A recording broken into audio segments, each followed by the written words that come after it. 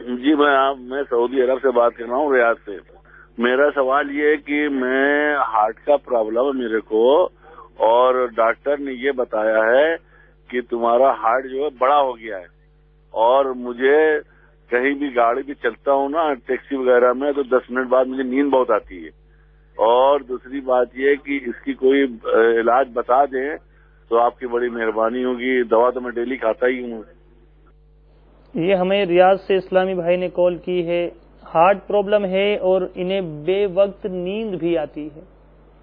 دل کے امراض سے نجات کے لیے پارہ 9 سورۃ الانفال کی یہ آیت نمبر 11 وَلِيَرْبِطَ عَلَىٰ قُلُوبِكُمْ وَيُثَبِّتَ بِهِ الْأَقْدَامَ، دوبارہ سماعت فرما لیجیے، وَلِيَرْبِطَ عَلَىٰ قُلُوبِكُمْ وَيُثَبِّتَ بِهِ الْأَقْدَامَ، اور پارہ 13 سورۃ الرعد کی یہ آیت نمبر 28 أَلَا بِذِكْرِ اللَّهِ تَطْمَئِنُّ الْقُلُوبُ، یہ دو آیات مبارکہ دل کا مریض خود پڑھ کر دم کیا ہوا پانی پیے یا کوئی اور پڑھ کر پلا دے، انشاءاللہ عز و جل دل کے امراض سے افاقہ ہوگا۔ انشاءاللہ۔ اس کے علاوہ انہوں نے نیند آنے کے حوالے سے بھی تذکرہ کیا کہ دوران ڈرائیونگ نیند آ جاتی ہے، تو وقت بے وقت جسے نیند آتی ہو یا نیند زیادہ آتی ہو، اسے چاہیے کہ پارہ 8 سورۃ الاعراف کی یہ آیات کریمہ، یہ چند آیات مبارکہ ہیں،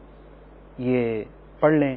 ان ربکم اللہ الذی خلق السماوات والارض فی 6 ایام ثم استوى علی العرش یغشی اللیل النہار یطلبہ حثیثا والشمس والقمر والنجوم مسخرات بامرہ الا له الخلق والامر تبارک اللہ رب العالمین ادعوا ربکم تضرعا وخفیہ انہ لا يحب المعتدین ولا تفسدوا في الأرض بعد إصلاحها وادعوه خوفا وطمعا إن رحمة الله قریب من المحسنین۔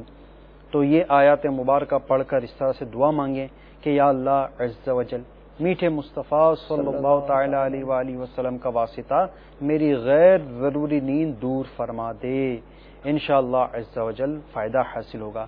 اور اول و آخر ایک مرتبہ درود شریف بھی پڑھ لیں۔ اس کا ایک آسان سا گھریلو نسخہ ہی پیش خدمت ہے کہ جنہیں نیند زیادہ آتی ہو، بے وقت نیند آتی ہو، اور بالخصوص فجر کی نماز میں اٹھنے میں جسے دشواری محسوس ہوتی ہو، نیند کی اس پر زیادہ طاری رہتی ہو، تو اسے چاہیے کہ روزانہ صبح نہار منہ نیم گرم پانی کے گلاس میں 1 چمچ شہد گھول کر اس میں آدھا لیمو نچوڑ کر پی لیں۔